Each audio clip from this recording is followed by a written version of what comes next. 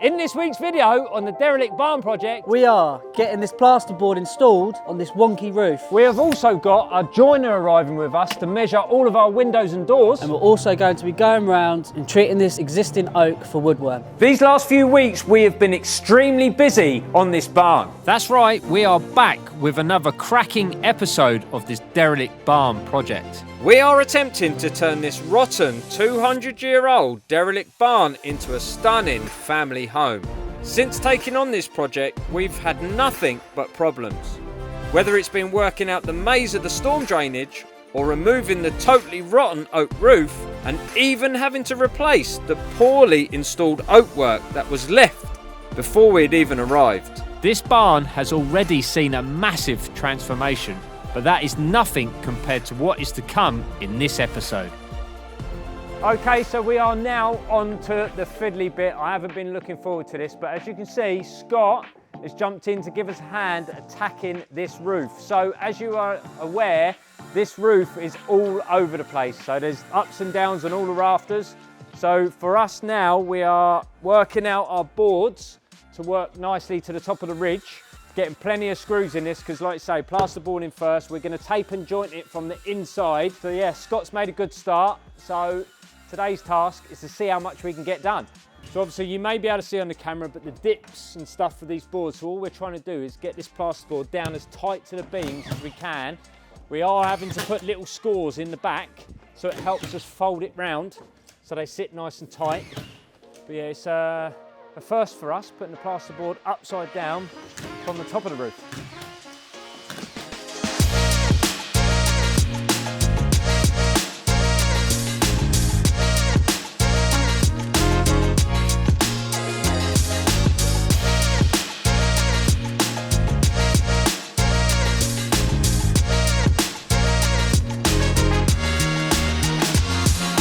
So what we've got doing, the boys are over there putting the plasterboard or finishing the plasterboard on the existing oak onto the roof. Aaron is extending, obviously this previous roof was done by others. We've got a slight discrepancy from here to our new roof we've done. So we're going to extend the rafters up to there. Then obviously when it's tiled, it's going to come down nicely. And then the boys have got a lot of OSB, 11mm, which they are now going to start boarding on top of this, ready to take our warm roof. Right, so what we're doing here is extending this existing roof, the lean-to roof, which was done by previous, onto our new roof, which we pitched a couple of weeks ago. And all we're doing is planting some 2x2 on the side, nice and flat with the top of the rafter, up into here, screw into our new rafter up here. And when we apply, we'll finish there and then go up there. And what Aaron actually means by up there, he means that the ply is going to run up to the top of the ridge. All right, Dan, I knew what I meant. I'm sure the others will too, I think.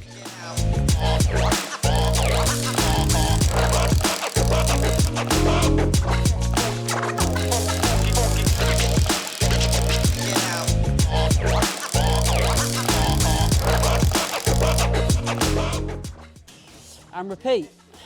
The boys are making a start now on installing the OSB ready to take our warm deck, but what we've got may look a bit odd on the camera, but we've got a bigger overhang here and less of an overhang up there. That is because these existing rafters which are installed were out of square. So for us to make the board sit nicely, we're going to run up square with the existing rafters and then cut all of these back square with the outside of the building after. Then we can create our curbs and our new sprockets going on top. You're probably wondering why we're putting ply above this roof. The reason for this is because this section of roof is getting plasterboarded from underneath, as opposed to the other side where all the oak beams are exposed.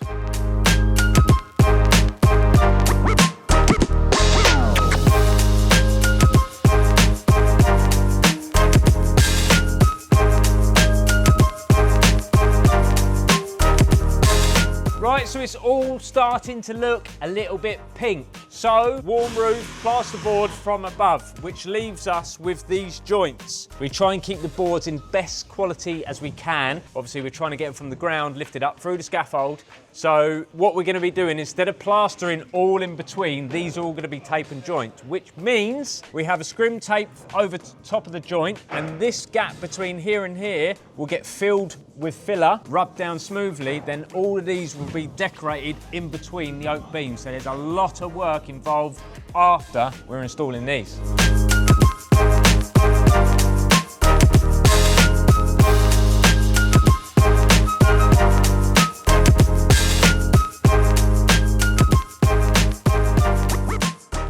So getting all this boarding on the roof has made a massive difference. It's actually starting to look like a barn again. Getting this roof all boarded was not easy, but many hands made light work. And I think we've absolutely smashed it. So what we're obviously doing now is we're at the stage of working out all of our sprockets. This is just a dummy for us. What we're going to end up with is our vapor barrier on top of the plasterboard. Then we're going to have 2 layers of 70mm Celotex. We're using 70mm because of the deflection and the umps and bumps in the roof. This 70mm is going to compress down a bit better. So the 2 layers of 70mm will finish flush with the top of our sprocket. These are all going to be oak. Once that's done, what we're creating here is like a kicker piece on the top. All going to be out of oak. The kicker piece is because this roof is roughly, it varies between 48 and 52 degrees. So if you imagine the water coming down from the tiles, if it was stayed at this pitch, literally fly down and miss the gutter. So what we're going to try and do, our kicker pieces are going to come down, hit this, it's going to slow the water up a bit, and then it's going to come down nice and gradual into the gutter. But obviously we're doing it all out of softwood first, just to try and get our heads around it and try and suss it out, and then we can put one this end, one the far end of the barn, run a string line, measure down for each individual sprocket, because it's all so wavy. So another fancy detail here is obviously when the plasterboard runs up, because we've got an upstand on the bottom of the rafters here, from the inside, these are all like this. So the best thing I think we're going to have to try and do is follow the line of it, send our boards up the Studwork, and then we'll have to make good and fill each in between every rafter. There's not a lot you can do, but it is what it is. Aaron's doing the best we can. Like I say, it's an old barn, so here we'll have to, it'll be all good in the end.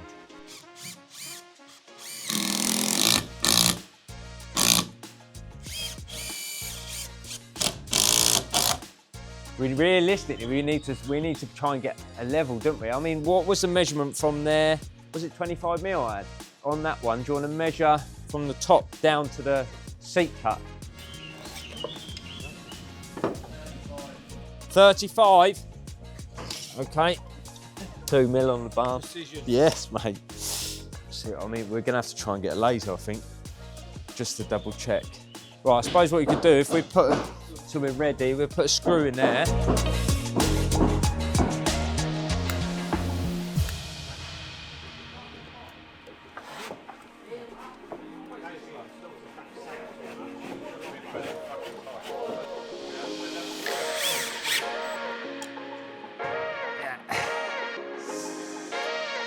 Right, so we've got our dummy sprocket set. I've rendered a barn.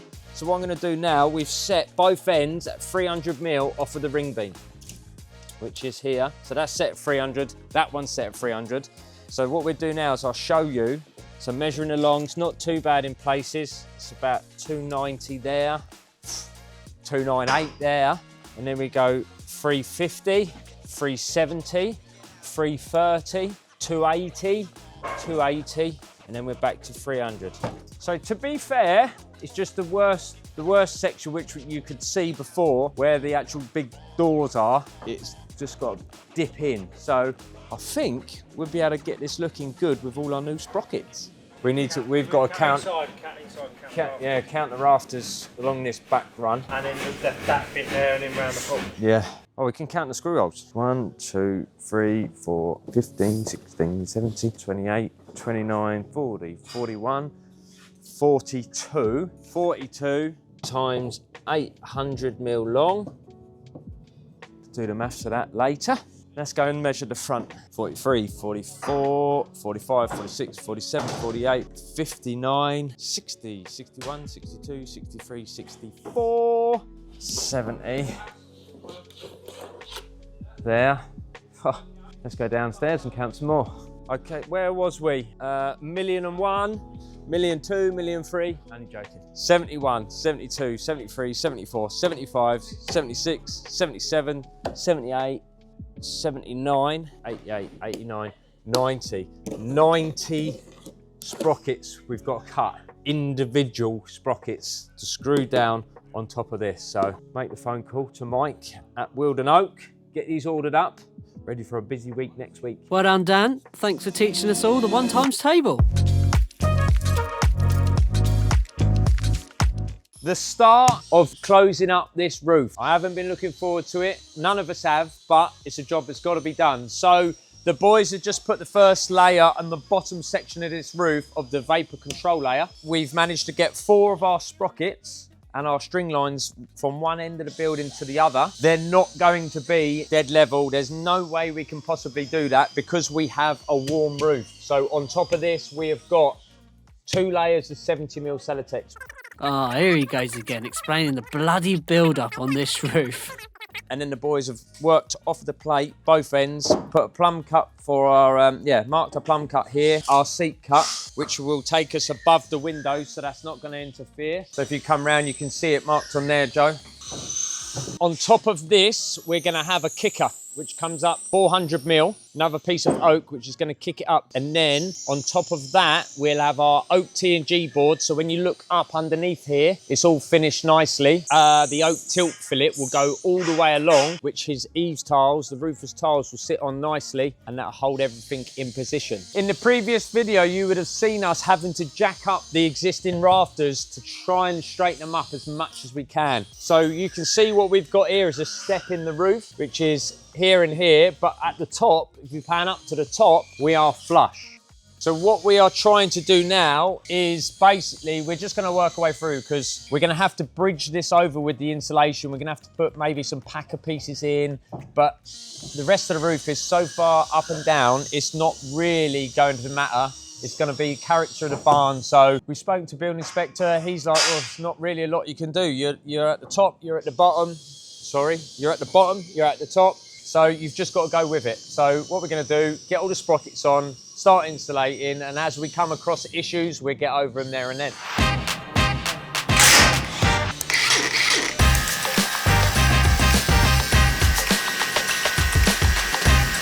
Don't worry, we have the scaffolder's permission to cut this section out so that we can progress with the works to this side of the barn.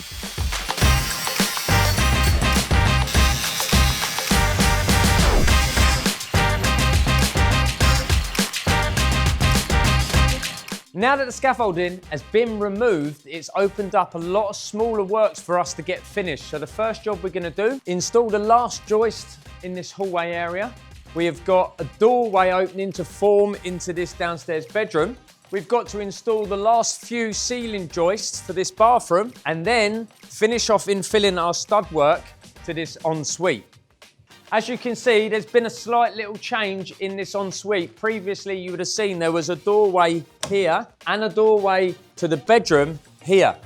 But what has happened now, the client has decided that they want to infill this because they're going to have a wet room in here and there's going to be a former tray in the floor and it's going to give them a lot more room in this ensuite.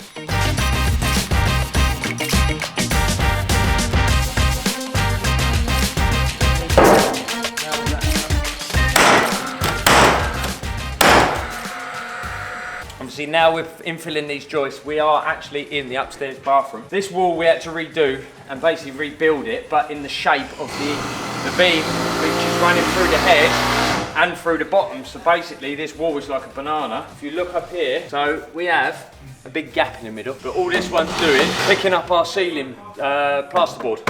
So what we're going to do, we fixed it both ends. We're going to pull that back in with a timber lock that stays in the position of this outside wall. She won't go nowhere.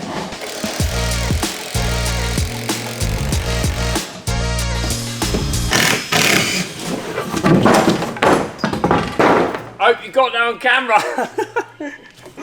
That was lucky. I let it go just in time then. Don't try this at home. Below this ply is a Velux trimmed out opening. So what we like to do is use a downward spiral cutting bit on a router. We drill a little hole through, we send that in, and that will follow the trimmer all the way around, and it will just drop straight through.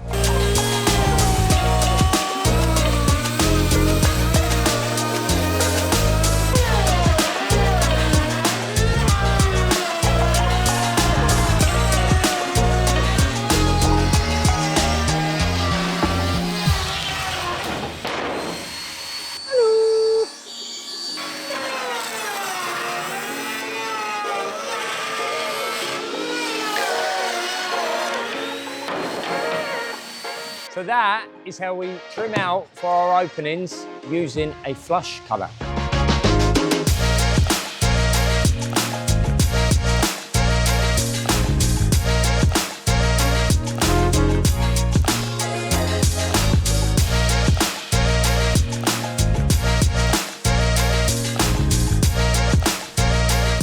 Now we've had a little workout and we've worked out exactly where our little returns are coming for the door openings in the bathroom. We know exactly where that's going. I'm just going to shout some measurements down to Aaron. He's going to chuck us up some noggins for our sole plates to sit on and to pick up for our floorboards. And then we can get cracking with putting sole plates on and start building this stubwork.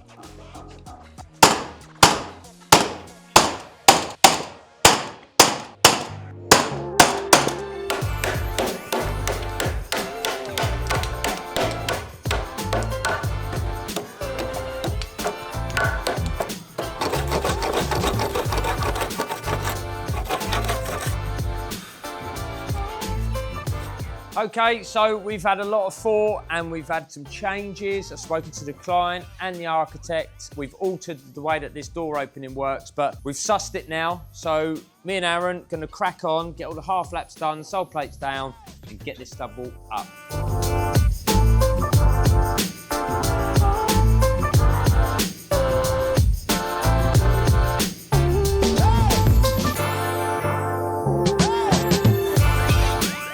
Whilst we've been busy inside, John and Luke have been smashing out the install for all of our oak sprockets. These two boys are incredible at what they do, and it is a real pleasure to now have these two on board.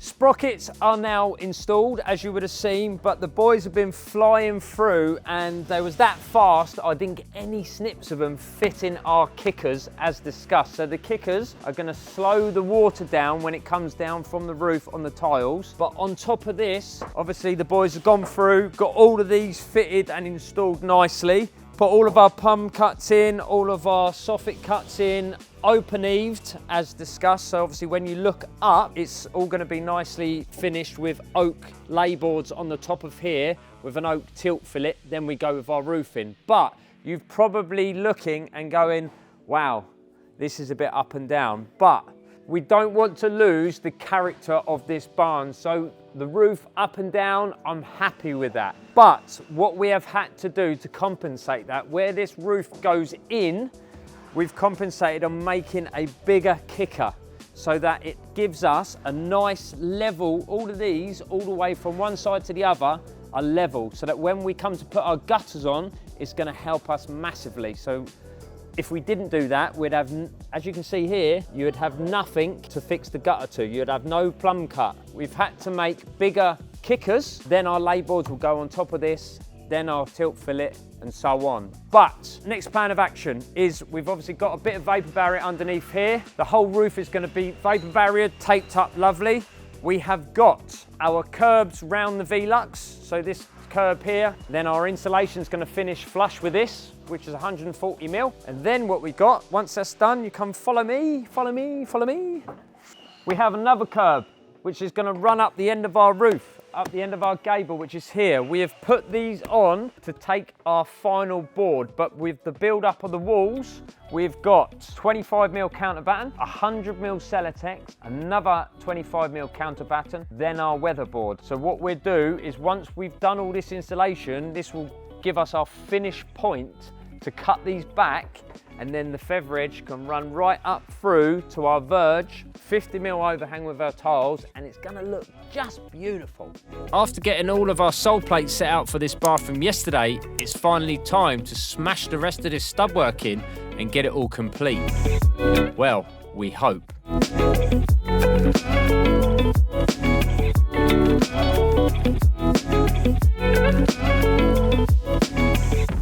So if you would have just seen on the time lapse us forming this bathroom, very tricky. If you look up here, had to get right up into the peak of the roof, very tricky. So this is formed, well, not completely formed.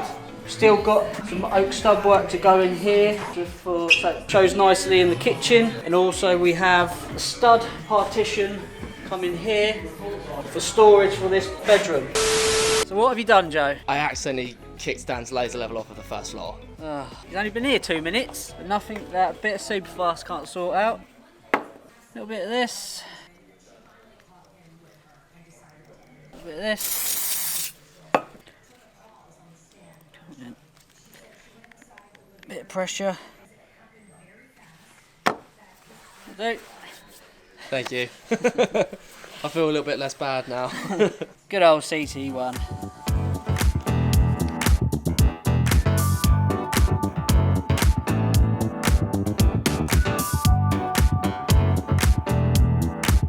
Right, so what the boys are doing now is putting some furring pieces on this end gable. So as you can see here, where we put our new gallery window beams in, we've had to put them upright so our windows don't look bad. So they're third from the top down to the bottom. We're going to put some pieces up here to meet it, and over here you can see it's really bad. So we're just going to do our best we can to straighten it up.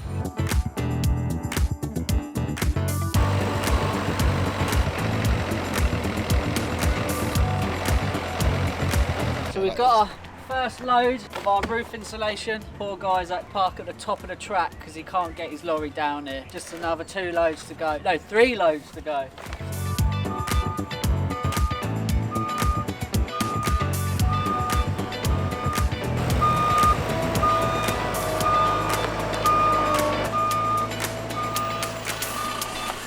Well, that was a traffic jam and a half.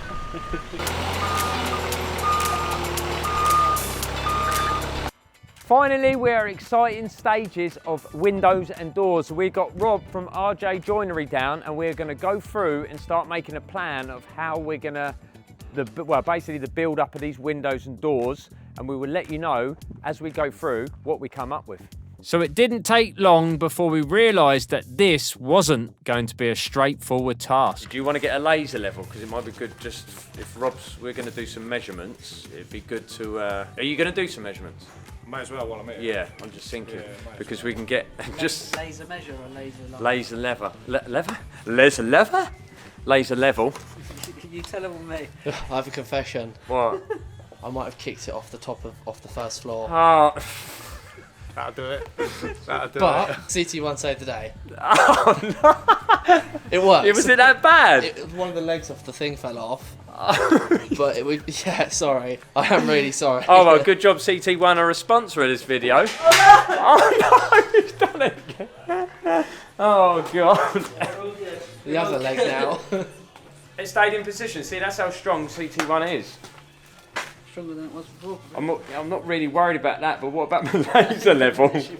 Does it turn on? She's calibrated now, wasn't it? Either that's 20mm out of plumb or the laser level's fine. Yeah, no, she's not fun. Is that the same as, or? Well, going by that, from this point here, we're about 12mm out of plumb. It's almost bang on that shoulder, isn't it? Yeah. The first issue we have got with these openings to the front of the barn is the oak uprights originally installed by the previous builders are not upright, which means when we come to build our frames, they have to be square so that all of the glazing, everything is parallel, nicely sized. We can't build our frame to a squiff opening. So what we're going to have to do is take our smallest point, which will be here. So if you can imagine me drawing this straight line down like so, and then again this side, it will be the opposite. Okay, so it will come, we'll have a gap from the existing oak from this side and again at the top. But that means we can make our framework and all our sash openings and door openings all nice and square. So once the frames are installed, we can then add scribe pieces to cover up the gaps that we've got from the door frames to the existing beams. Issue number 2 that we keep going on about. So we have got our existing oak beams sitting on our sole plate, but these oak beams around the whole building are sat at different distances from the external edge. So what we've basically got is 25mm counterbatten going on the back of our plasterboard. This will allow our cables for our electrician to run through to all of our points. It go round the barn and pop in wherever the points may be. Then, once the electrician has done that, we have 100mm Celotex, which is going to be fixed. Ignore this, I know it's the wrong way round, but I'm just doing it as an example. Celotex on. Then we have another counterbatten on, which means we have this gap on the outside. How are we going to deal with that yet? Not too sure, but I think we're going to have to end up putting a stub seal around the barn to match all the different distances apart. So that's going to be a bit of a tricky situation, but we can do that from the outside after. Issue number 3 on the windows. We simply haven't been left enough material on this oak for it to finish nicely. So basically, we're going to build these out with softwood to the front of our battens. The windows will then be installed. We will then put a timber frame, picture frame, right the way around the outside of the window, which will allow us to cut all of our cladding into and finish nicely. They're both the same. We did then. Like always, John and Luke have been grafting away in the background trying to get these furring pieces sorted to our gable end.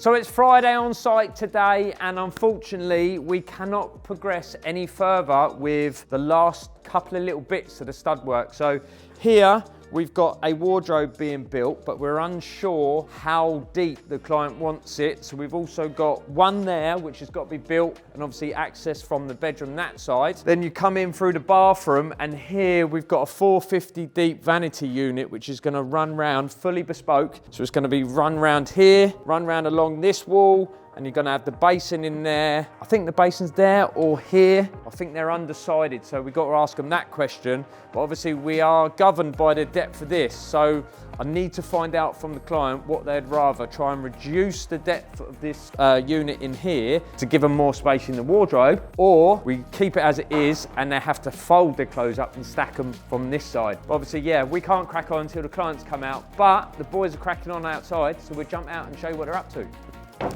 So John is carrying on with the furrings we was talking about yesterday. So once this is complete, he's literally got this side of the gable to fur down right to the bottom there. And then what they're going to be doing is jumping on with the curb on this side. So get the curb for the roof put up here, then continue, once Aaron gets back with some more green oak, continue making all the sprockets to carry on for the front elevation. And then we're almost ready to start putting the Celotex on.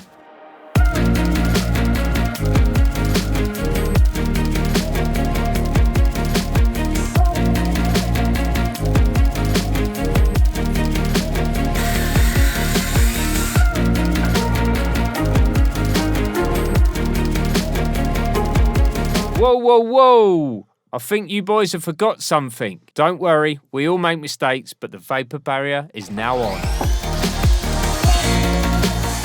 We are on the final run with these oak sprockets. So the boys are now finishing off the front. Hopefully today we will get it all prepped up and ready to start the vapor barriering and the insulation. But the boys are doing the same procedure as they did at the back. Screw down all the sprockets on top of the roof, put a string line through from one end to the other. Then we put our kickers in, because where the roof obviously differs, all rafters dip in and out. We're doing each individual kicker to come back up to this line. Then we can carry on with our lay board on top of that, which is seen from underneath as explained, and then we can get cracking with the insulation.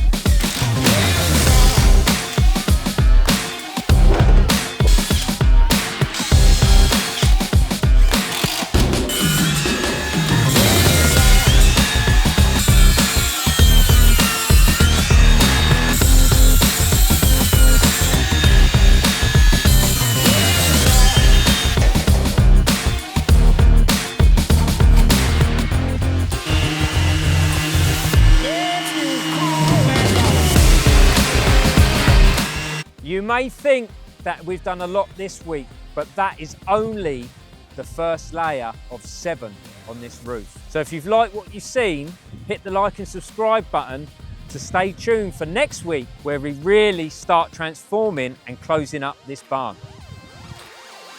Yeah? Yes!